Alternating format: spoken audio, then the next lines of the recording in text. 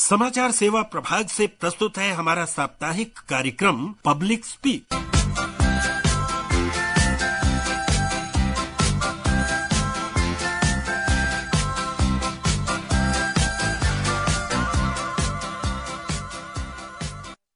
नमस्कार, स्वागत और अभिनंदन आप सभी श्रोताओं का। पब्लिक स्पीक में मैं हूं आपके साथ फरहत नाज। कार्यक्रम में आज हम बात करेंगे कर्मचारी भविष्य निधि संगठन ईपीएफओ की कर्मचारी नामांकन योजना के बारे में। ईपीएफओ के माध्यम से बड़ी संख्या में श्रमिकों को संगठित सामाजिक सुरक्षा के दायरे में लाने की ये एक महत्वपूर्ण पहल है और ये योजना 1 नवंबर 2025 से शुरू हुई थी और 30 अप्रैल 2026 तक लागू रहेगी। इसमें नियोक्ता उन सभी मौजूदा कर्मचारियों का नामांकन कर सकते हैं जो 1 जुलाई 2017 और 31 अक्टूबर 2025 के बीच प्रतिष्ठान में शामिल हुए थे। और आज हम इसी विषय पर जानकारी हासिल करेंगे, जिसके लिए स्टूडियो में आज हमने आमंत्रित किया है सीपीएफसी में केंद्रीय भविष्य निधि आयुक्त रमेश कृष्णमूर्ति जी को। आपका कार्यक्रम में बहुत बहुत स्वागत और अभिनंदन। नमस्कार, थैंक यू। श्रोताओं, हमारी फोन लाइन्स खुल चुकी हैं और आप कॉल कर सकते हैं। हमारा नंबर है 011-2331-0481, 011-2371-7117, 011-2371-7106 और 011-2331-4444। और आप व्हाट्सएप नंबर पर भी हमें मैसेज के माध्यम से प्रश्न पूछ सकते हैं। 9289094044 पर आप हमें मैसेज कर सकते हैं। इसके अलावा #AskAIR के साथ X पर भी आप सवाल पोस्ट कर सकते हैं। तो हमें है आपके फोन का इंतजार, लेकिन आइए सबसे पहले कार्यक्रम की शुरुआत कर लेते हैं और कृष्णमूर्ति जी से जानते हैं कि कर्मचारी नामांकन योजना क्या है। देखिए, ये कर्मचारी नामांकन योजना 2025 जो है वो, जैसे कि आपने बताया, 1 नवंबर 2025 से शुरू हो चुका है। इसमें जितने एम्प्लॉयर हैं वो उनको एक चांस दिया गया है वॉलंटरी बेसिस पे। वो आके अपने जितने छूटे हुए, जितने लोग कर्मचारी छूट गए पीएफ के रजिस्ट्रेशन से, उनका नामांकन करके उनका पीएफ काट के उनका पीएफ ईपीएफओ में जमा कर सकते हैं। इसका सबसे बड़ा फायदा यह है कि इन जितने भी नियोक्ता हैं, जितने एम्प्लॉयर हैं, उनको कभी पुराना जो डिक्लेरेशन है उसके लिए पेनल्टी नहीं पे करना पड़ेगा। केवल एक मात्र 100 रुपए का टोकन पेनल्टी है जो कि उनको पे करना है। और इसके अलावा सबसे इम्पोर्टेंट बात ये रहेगा कि उनका जो भी पुराना हिसाब किताब हो उसके बारे में कोई भी पूछताछ नहीं किया जाएगा। तो ये पूरी तरह से एक वॉलंटरी डिस्क्लोजर स्कीम है, जिससे कि एम्प्लॉयर जो है अपना पुराना, अगर किसी का छूट गया हो तो अब से वो पीएफ काटना शुरू कर सकता है और पीएफ जमा करना शुरू कर सकता है। जी, अच्छा, इस योजना में एनरोल करने के लिए किन दस्तावेजों की जरूरत पड़ती है? देखिए, ये जो है पूरा जो कैंपेन है, एम्प्लॉय एनरोलमेंट कैंपेन, जो नामांकन कैंपेन है, ये एम्प्लॉयर को ही रजिस्टर करना होता है। ये हमारे ईपीएफओ के पोर्टल में आके अलग सा एक उसके लॉगिन पे एक अलग टैब है जिसमें कि लिखा हुआ है एम्प्लॉय एनरोलमेंट कैंपेन।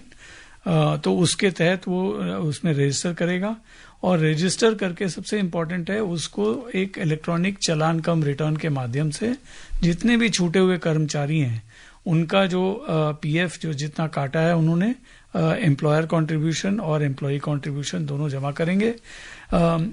इसमें एक और फायदा है एम्प्लॉयर को, वो अगर एम्प्लॉई का डिडक्शन पहले का नहीं कटा है और केवल अब एम्प्लॉयर अपना शेयर देना चाहता है तो ये भी पॉसिबल है। इसमें ये भी फ्लेक्सिबिलिटी दिया गया है कि आज के दिन से वो अपना जो नामांकन है आज के दिन से भी कर सकता है। पुराना अगर बाई चांस छूट भी गया हो, नहीं करना चाहता, आज से शुरू करना चाहता है तो आज से भी कर सकता है। अगर वो बोलता है कि नहीं, मेरे ये एम्प्लॉय जो है 2022 से ज्वाइन किए हुए हैं, मैं जमा करना चाहता हूं उनका शेयर, तो वो भी जमा कर सकता है। लेकिन ये जरूर ध्यान रहे कि अगर एम्प्लॉई का पैसा उन्होंने काटा है तो वो जमा करना जरूरी है। अगर नहीं काटा हो तो कोई बात नहीं, अभी फिर से काट के जमा करने की जरूरत नहीं है, केवल वो एम्प्लॉयर अपना शेयर जमा कर सकता है। और अब एक प्रश्न ले लेते हैं गुरुग्राम से कमल किशोर जी से। जी कमल जी। हाँ, नमस्कार। नमस्कार। नमस्कार। मैं ये जानना चाहता हूँ, क्या 15,000 से ज्यादा पेमेंट पाने वाले भी पीएफ के दायरे में आएंगे? देखिए, 15,000 जो है वो मैंडेटरी क्लॉज, मतलब कि इनको तो अनिवार्य है कि एम्प्लॉयर जो है वो कवर करे। 15,000 से ऊपर जब वेतन चला जाता है, वेजेस चले जाते हैं, तो ये ऑप्शनल है, वॉलंटरी है। अगर एम्प्लॉई और एम्प्लॉयर दोनों लोग चाहें तो फिर उनका नामांकन भी किया जा सकता है।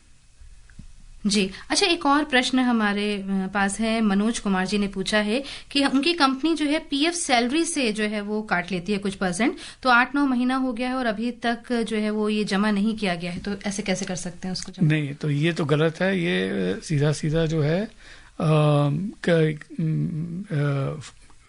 कंप्लीट वायलेशन ऑफ लॉ है। अगर उनका पीएफ काटा गया है और जमा नहीं किया गया है तो इनके अगेंस्ट सख्त कार्रवाई होगी। इनकी जानकारी अगर हमारे नियरेस्ट ईपीएफओ के रीजनल ऑफिस, अगर ये नोएडा में है तो नोएडा के जो ऑफिस में जाके कंप्लेन करें तो इनके एम्प्लॉयर के अगेंस्ट सख्त कार्रवाई की जाएगी। जी, अच्छा, पीएफ नंबर है या फिर नंबर नहीं है, वो कैसे पता चलेगा? ये द्वारका से एक प्रश्न पूछा गया है। देखिए, जितने भी पीएफ का रजिस्ट्रेशन होता है वो आधार के बेसिस पे होता है। ठीक है। तो अगर यूएएन नंबर है, यूनिवर्सल अकाउंट नंबर, तो उनका जो है वो आधार बेस्ड होगा। तो अभी भी जाके वो चेक कर सकते हैं ईपीएफओ के वेबसाइट में। अगर उनको यूएएन मालूम है, अगर एम्प्लॉयर जो है अगर वो पीएफ काटता है तो वो एक रिटर्न फाइल करता है। रिटर्न फाइल करने के बाद ईपीएफओ के तरफ से उसको रेगुलरली एक एसएमएस भी जाता है कि आपका इस महीने में इतना पीएफ कटा है। तो इसी सब माध्यम से पता चलता है। ईपीएफओ में जो एम्प्लॉय पोर्टल है epfo.gov.in या फिर epfindia.gov.in, इसमें जाएं, मेंबर पोर्टल में लॉगिन करें और लॉगिन करने के बाद आपका मेंबर का पासबुक दिखता है। तो पासबुक में सारा विवरण होगा कि कितने पैसे हर माह, कितने पैसे आपके कटे सैलरी से, कितने पैसे एम्प्लॉयर ने अपना हिस्सा जो है भुगतान किया। ठीक है सर, ये बताइए कि यूनिवर्सल अकाउंट नंबर जिसकी अभी आपने बात करी वो कैसे बनाया जा सकता है? ये आजकल हमने काफी सिंप्लीफाई कर दिया है। हमने ये कहा है कि उमंग जो ऐप है हमारा, भारत सरकार का उमंग ऐप है, उसको डाउनलोड कर लीजिए। उसमें जो फेस ऑथेंटिकेशन है, मतलब कि जो आधार में फेस ऑथेंटिकेशन करके एक नया फीचर दिया गया है, उसमें मोबाइल के अपने कैमरे के द्वारा अपना फेस को रजिस्टर करेंगे जो आधार से लिंक्ड है। और ये अगर इसमें पाया जाएगा कि इस आधार पे पहले कोई यूएएन नहीं दर्ज किया गया है तो तुरंत on the spot face authentication के साथ आधार वेरीफाई हो जाता है और एक यूएएन भी जनरेट हो जाता है उनके लिए। और दिल्ली से अब प्रतीक हमारे साथ जुड़ गए हैं। जी प्रतीक जी। नमस्ते मैडम। नमस्कार मैडम, ये जो अभी कंडीशन चेंज हुई थी कि आप इलनेस के जो पैसे हैं 1 साल के बाद निकाल सकते हैं जी, वो क्या लागू हो गई है या अभी नई कंडीशन लागू, पुरानी कंडीशन से ही हम विड्रॉल कर सकते हैं? जी, अभी तक जो है ये हमारा अक्टूबर 13 के जो सेंट्रल बोर्ड ऑफ ट्रस्टीज का जो मीटिंग हुआ था, जो हमारे माननीय लेबर मंत्री हेड करते हैं, उस बैठक में इसका ये जो प्रस्ताव था ये पारित हुआ था। अभी तक लागू नहीं हुआ है। इस पे नोटिफिकेशन, स्कीम का नोटिफिकेशन अमेंडमेंट जो है वो नोटिफाई होगा और सॉफ्टवेयर भी चेंजेस होंगे। ये इस पे अभी काम चल रहा है। जब ये काम हो जाएगा, तब जब नोटिफाई हो जाएगा उस दिन से ये लागू हो जाएगा। तब तक के लिए पुराने जो स्कीम के हिसाब से जितना भी विड्रॉ करना था आप विड्रॉ कर सकते हैं। अच्छा, एक और प्रश्न जो है व्हाट्सएप के थ्रू हमारे पास आया है कि असंगठित क्षेत्र यानी अनऑर्गेनाइज्ड सेक्टर के श्रमिकों को औपचारिक सुरक्षा के दायरे में लाने के लिए क्या भविष्य की योजनाएं हैं? अभी देखिए, जो कोड ऑन सोशल सिक्योरिटी जो अभी नोटिफाई हुआ है गवर्नमेंट के द्वारा, उसमें जो फॉर्मल सेक्टर हम उनको बोलते हैं जो सैलरी कमाते हैं, जिनका एक सैलरी का कॉन्ट्रैक्ट होता है, जिनका सोशल सिक्योरिटी जैसे पीएफ हो, ईएसआई हो, ये कटता है, इनको हम फॉर्मल सेक्टर वर्कर बोलते हैं। जो असंगठित वर्कर, जो इनफॉर्मल सेक्टर वर्कर्स होते हैं, उनका कोई सैलरी का कॉन्ट्रैक्ट नहीं होता है, मतलब उनका कोई मासिक आय कोई तय नहीं होता है। तो इनका जो है जैसे जॉब वर्क टाइप का कोई कार्य करते हैं, उसके लिए अलग अलग काम मिलता है, तो उसके बेसिस पे पैसा मिलता है इनको। तो इसके लिए जो है पहली बार ये जो कोड ऑन सोशल सिक्योरिटी है उसमें इनके लिए भी प्रावधान किया गया है कि इनका भी सोशल सिक्योरिटी कवरेज होगा।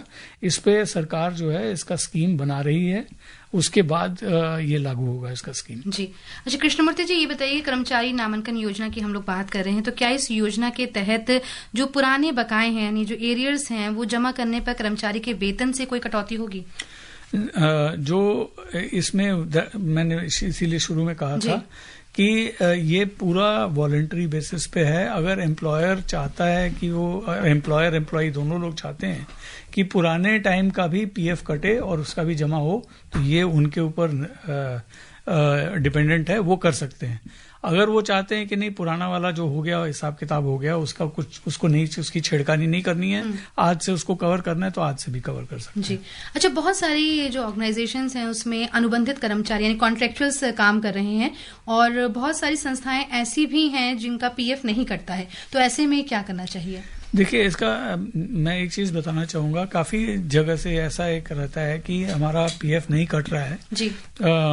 तो इसका दो कारण है। एक तो है कि जो पीएफ के दायरे में जो आते हैं वो 20 कर्मचारी से ऊपर अगर कोई भी एम्प्लॉयर का होगा तो तभी अनिवार्य है। एक तो ये हो गया।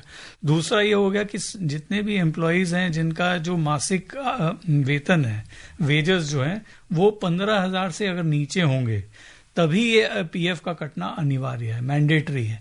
इसके ऊपर जितना भी जिसकी कमाई है उनके लिए ऑप्शनल है। मतलब उनके लिए हो सकता है वो पीएफ काटने की जरूरत ना हो, इसको बोलते हैं हम लोग एक्सक्लूडेड एम्प्लॉयज। लेकिन अगर ऐसे सिचुएशन में दोनों एम्प्लॉय और एम्प्लॉयर दोनों कहते हैं कि हाँ पीएफ काटेंगे, हम अग्री हो रहे हैं कि पीएफ कटना चाहिए, तो फिर ये काट के हमारा ईपीएफओ में जमा कर सकते हैं। यानी आपका वेतन अगर 15,000 से नीचे है तो ये कंपलसरी हो जाता है काटना। जी अब त्रिपुरा से अविनाश जी हमारे साथ जुड़ गए हैं। जी अविनाश जी। जी नमस्कार। नमस्कार जी, मेरा सवाल ये है कि जो 100 रुपए का टोकन हम नामांकन भरने के लिए जो देंगे, ये क्या सिर्फ 1 साल के लिए है या फिर हर साल रेन्यू करना पड़ेगा? नहीं, ये जो है ये जैसे मैंने कहा कि ये जो है ये प्रथम बार जितने भी छूट गए लोग उनको नामांकन करने का जो है तरीका वो ये है कि हमारे ईपीएफओ के पोर्टल में जाके रजिस्ट्रेशन करें और उसके बाद डिक्लेरेशन करें। उसके साथ साथ एम्प्लॉय जो इलेक्ट्रॉनिक चालान कम रिटर्न है उसमें हर जो छूटा हुआ एम्प्लॉई है उसका विवरण आपको देना होगा, उसका यूएएन क्या है, उसके बाद उसका वेतन कितना था, उसमें पीएफ कितना कटा, और ये आपको जमा करना होगा। ये आप चाहे आज से करें या पिछले 3 महीने से करें, 6 महीने से करें, लेकिन ये एक ही रिटर्न में सारा उसका विवरण जितने भी एम्प्लॉयज का जितने भी पीरियड का आपका पीएफ आपको जमा करना है, इसका आप जमा जब करेंगे तब एंड में आपको 100 रुपए एक बार में एक ही मुश्त में आपको पेमेंट करना होगा। इसके अलावा बार बार 100 रुपए नहीं पे करने हैं। उसके बाद से लेकिन आप ध्यान रहे कि हर महीने आपको ये पीएफ काटना है और ये लगातार आपको फिर कंप्लायंस करना पड़ेगा। मतलब इसका मतलब ये है कि पुराना हिसाब किताब आपने एक बार कर दिया, उसके बाद से हर महीने में जैसे नॉर्मल पीएफ कटता है लोगों का वैसे नॉर्मल आप काटेंगे, हर महीने में आप रिटर्न भरेंगे। जी कृष्णमूर्ति जी, व्हाट्सएप से अब एक मैसेज आया हमारे पास। सर मेरा नाम शिवम रावत है और मैं दिल्ली में रहता हूं और एक प्राइवेट कंपनी में काम करते हुए 4 साल से अधिक समय हो गया है, पर कंपनी ने मेरा अभी तक पीएफ चालू नहीं किया है और कई बार बोलने के बाद भी ऐसी स्थिति में मैं क्या करूं? देखिए ये जैसे मैंने कहा ये जो है अगर आपके एम्प्लॉयर के पास 20 लोगों से ज्यादा है तब तो ये पीएफ काटना उनका अनिवार्य है। अगर उससे कम है तो ये एम्प्लॉयर का डिस्क्रिशन है, उसका वॉलंटरी बेसिस पे वो पीएफ काट भी सकता है और जमा भी कर सकता है। इसके अलावा जैसे मैंने कहा कि अगर वेतन आपका 15,000 से ऊपर है तो तब भी ये वॉलंटरी है, तभी मैंडेटरी नहीं है। तो कानून ये कंपलसरी नहीं करता है कि आपका पीएफ कटना चाहिए, लेकिन जैसे आपने कहा कि आप चाहते हैं कि कटे तो आपका भी हिस्सा 12% कटेगा, एम्प्लॉयर भी 12% देगा। तो ये हम भी कोशिश करते हैं अपने आउटरीच और कैंपेन और सोशल मीडिया के तहत कि पीएफ कटना आपका जो सोशल सिक्योरिटी है आपके रिटायरमेंट के लिए बहुत ही बढ़िया प्रोग्राम है, क्योंकि इसमें हम लास्ट कई सालों से करीब 8.25% का हम इंटरेस्ट देते हैं। इससे आपका जो कंपाउंडिंग इफेक्ट है जिसमें आप सेविंग्स करते रहेंगे तो जैसे आपकी उम्र बढ़ेगी तो इसका कंपाउंडिंग इफेक्ट, इसका जो हर साल का जो इंटरेस्ट है ये बढ़ता चला जाएगा और आपके रिटायरमेंट के टाइम पे बड़े काम आएगा। इसके अलावा हमने जो जितने भी अभी सुधार लाए हैं, रिफॉर्म्स लाए हैं, जिससे कि आपको अगर कोई सडन इमरजेंसी फाइनेंशियल नीड हो, आपको आवश्यकता हो, तो आप विड्रॉ भी कर सकते हैं। बिल्कुल, वैसे भी कहा भी जाता है कि छोटी छोटी जो बचत है वो आगे चलकर बड़ी हो जाती है, तो अगर अभी से ही बचाना शुरू करेंगे तो आगे जो है बेहतर होगा। अच्छा, इसमें किसी तरह का हेल्पलाइन नंबर अगर हो जिससे कि हमारे श्रोताओं को मदद मिल सके? हाँ, ये हेल्पलाइन नंबर हमारे ईपीएफओ पोर्टल में है, मैं आपको बता देता हूँ। जी बिल्कुल। और अब आगे बढ़ते हैं, एक और प्रश्न ले लेते हैं कि यदि एक पात्र कर्मचारी योजना अवधि के दौरान नौकरी बदलता है तो वो जो है ट्रांजैक्शन कैसे कर सकता है? तो ये जब भी कोई भी एम्प्लॉय अपना जो एम्प्लॉयमेंट चेंज करता है, एक एम्प्लॉयर से दूसरे एम्प्लॉयर पे जाता है, तो उसके साथ जो रहता है वो है उसका यूएएन नंबर। तो यूएएन नंबर अपने नए एम्प्लॉयर को देगा तो उसका अकाउंट जो है, एक अपने जो पुराना एम्प्लॉयर के साथ जो अकाउंट था उसका सारा पीएफ का खाता नए एम्प्लॉयर के पास ट्रांसफर हो जाएगा। जी अच्छा, क्या इस योजना के तहत किसी कर्मचारी और नियोक्ता को होने वाले आर्थिक लाभ के बारे में आप बता सकते हैं? तो ये आर्थिक लाभ ऐसा है कि ये जैसे मैंने कहा कि एम्प्लॉयर को 12% जो वेतन है उसका 12% उसको देना पड़ता है। सिमिलरली आपका जो है 12% कटता है, तो टोटल करीब करीब 24% आपका जो है वो सेविंग्स में जमा हो जाते हैं। तो ये अगर आप देखेंगे, हमने कैलकुलेट किया था कि कोई अगर किसी एम्प्लॉय का 15,000 का वेतन है तो वो अगर 20 साल में ये जो 24% ये सेव करे तो इसका करीब करीब 14 से 15 लाख का सेविंग्स बनता है। तो ये देखें कि केवल ये छोटी छोटी जो रकम है इससे अगर सेविंग्स करते रहेंगे तो काफी बड़ा रकम सेव हो जाता है। इसमें करीब हमने 8% का इंटरेस्ट रेट लगा के इसको जोड़ा है। तो ये इससे काफी आपको सुविधा होगी जब आपको फॉर एग्जांपल अपने बच्चे के एजुकेशन के लिए चाहिए हो, या फिर कोई मेडिकल इमरजेंसी हो, या फिर आपको घर खरीदना हो, तो उस टाइम पे पीएफ का आपका जो बचत है वो काफी काम देता है। जी, तो हमें बहुत ही अच्छी जानकारी जो है ईपीएफओ से जो है वो हासिल हो रही है। कर्मचारी नामांकन, सामाजिक सुरक्षा लाभ, भविष्य निधि अंशदान और कर्मचारी नामांकन योजना से संबंधित जो है वो प्रश्न पूछे जा रहे हैं।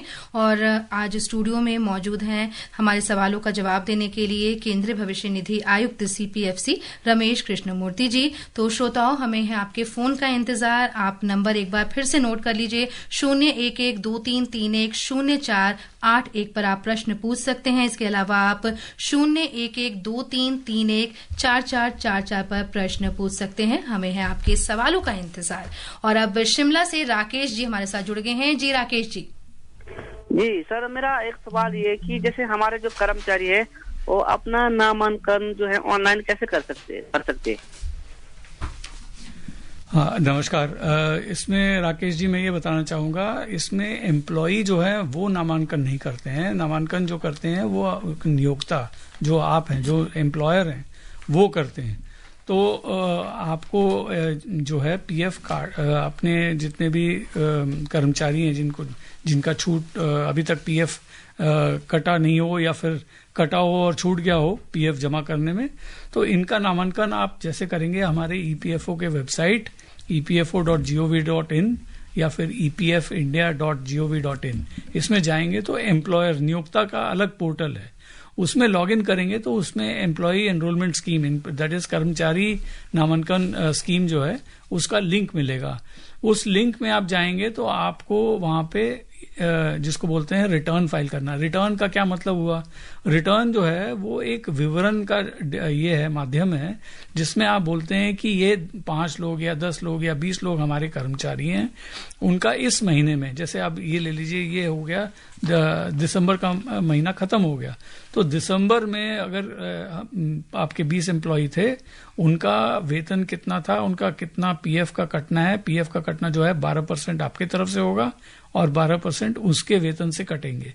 उसका विवरण देके जो टोटल आएगा इसका पीएफ का डिडक्शन, वो आपको चेक इंटरनेट बैंकिंग या बैंक के माध्यम से आपको जमा करना होगा। जब ये जमा करते हैं तो इसको रिटर्न बोलते हैं। जमा करते हैं तो उसके बाद हर मेंबर को अपने पासबुक में ये जो 24% कटा, ये 24% का विवरण दिखने लगेगा। तो ये तरीका है उनका ये करने नामांकन करने का और इनका जो भुगतान है वो जमा करने का। एक चीज का ध्यान रखें, हम ये बोलते हैं कि ये नामांकन स्कीम के लिए आपको जो भी नए कर्मचारी जिनका पहले कभी यूएएन नहीं था उनको आप रजिस्टर कर रहे हैं, तो उनका जो है यूएएन फेस ऑथेंटिकेशन के माध्यम से जो उमंग ऐप है उसमें यूएएन आपको जनरेट करना होगा। और इससे पहले कृष्णमूर्ति जी से हमने हेल्पलाइन नंबर के बारे में पूछा था, तो जैसा कि आपने हमें बताया कि अगर आप दिल्ली में रह रहे हैं तो आप 011-280-93-013 पर संपर्क कर सकते हैं।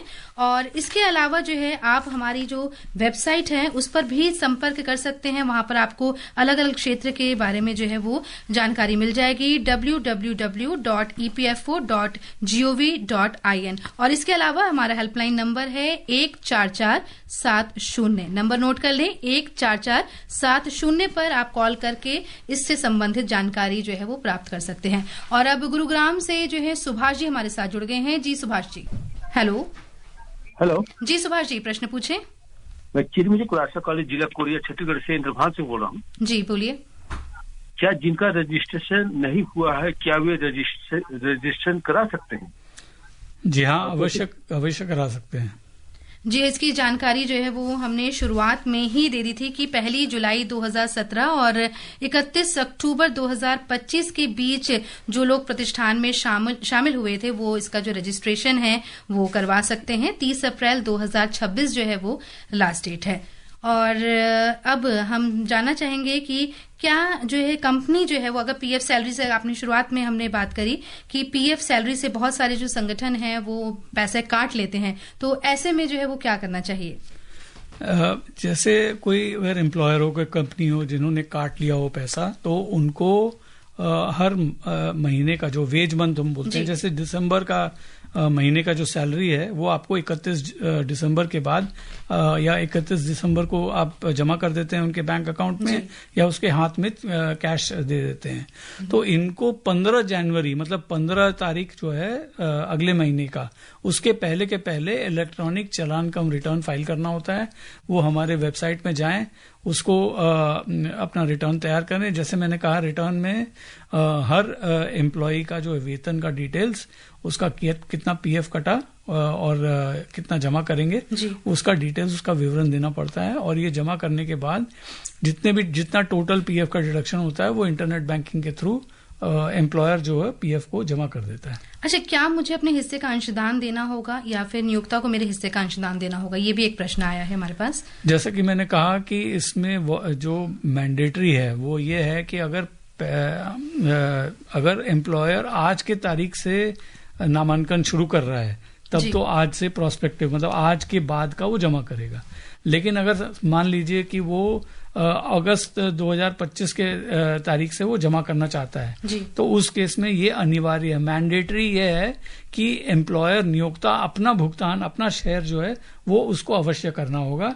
इसके साथ साथ क्योंकि ये डिले हो चुका है, इसमें 4-6 महीने का डिले हो गया है, उसका 7Q का इंटरेस्ट पे करना होगा, लेकिन कोई पेनल्टी नहीं करना होगा। लेकिन अगर वो एम्प्लॉई अपना शेयर भी देना चाहता है, कटवाना चाहता है और एम्प्लॉयर भी जोड़ के देना चाहता है तो वो कर सकता है। लेकिन एम्प्लॉई शेयर मतलब कि जो कर्मचारी का जो शेयर अंश है वो मैंडेटरी नहीं है। अच्छा। वो अगर नहीं देना चाहे वो ना दे। अच्छा, गुरुग्राम से सुभाष जी एक बार फिर से हमारे साथ जुड़ गए हैं। जी सुभाष जी। जी नमस्ते मैम। नमस्कार। और सर को नमस्ते। नमस्ते जी सर, मैं ये पूछना चाहता था कि एम्प्लॉयर जो है अगर 12% का जो अपना योगदान करते हैं तो 6 महीने का अंतराल, 6 महीने तक पीएफ सब करता है, ऐसा कोई मतलब पीएफ ऑफिस ऐसा अलाउ करता है या एम्प्लॉयर अलाउ करता है, कंपनी नियुक्ता करती है? नहीं जरा बताइएगा। और सर एक चीज और, टीडीएस क्या पीएफ ऑफिस टीडीएस अलाउ करता है क्या एम्प्लॉयर?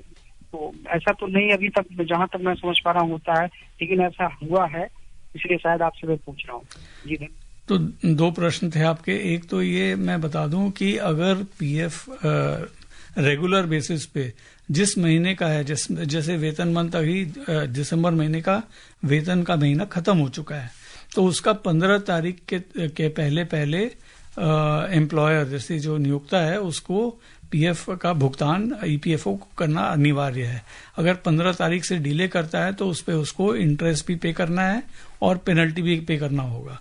ये हर महीने का ये प्रक्रिया है, मतलब कि अब जनवरी जब खत्म होगा तो फरवरी 15 के अंदर अंदर उसको रिटर्न फाइल करना होगा और पीएफ का भुगतान करना होगा। इसमें कोई 6 महीने या किसी महीने का छूट नहीं है, ये हर महीने का काम है। उसको हर महीने 15 तारीख तक केवल 15 दिन का छूट है, उसके बाद उसको इंटरेस्ट और पेनल्टी दोनों लगेंगे। अच्छा, दूसरी बात हो गई कि टीडीएस काटने वाली। टीडीएस तो इनकम टैक्स को काट के इनकम टैक्स को देना होता है, उसका पीएफ से कोई लेना देना नहीं जी, और वो तो वापस मिल जाता है हर साल।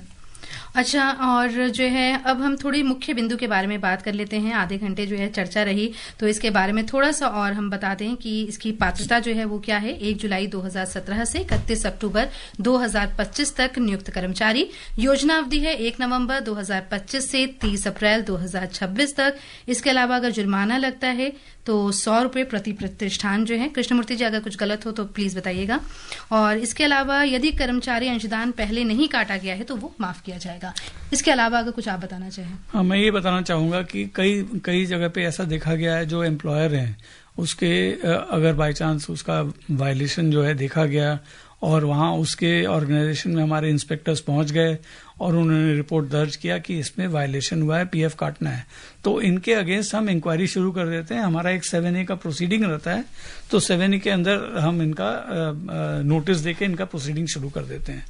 लेकिन इस जो डिस्क्लोजर स्कीम है, जो हमारा कर्मचारी नामांकन प्रोग्राम है, इसमें ऐसे नियोक्ताओं को भी अलाउ किया गया है कि जिनके अगेंस्ट इंक्वायरी 7A के अंदर अगर उनका इंक्वायरी चल रहा हो तो वो भी इसमें पार्टिसिपेट कर सकते हैं।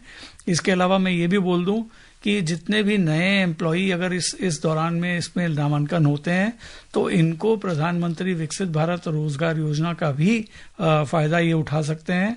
इसमें आपको ध्यान होगा कि PMVBRY वाला जो रोजगार योजना है, उसमें जितने भी नए कर्मचारी जो 1 अगस्त 2025 के बाद जुड़े हैं, उनको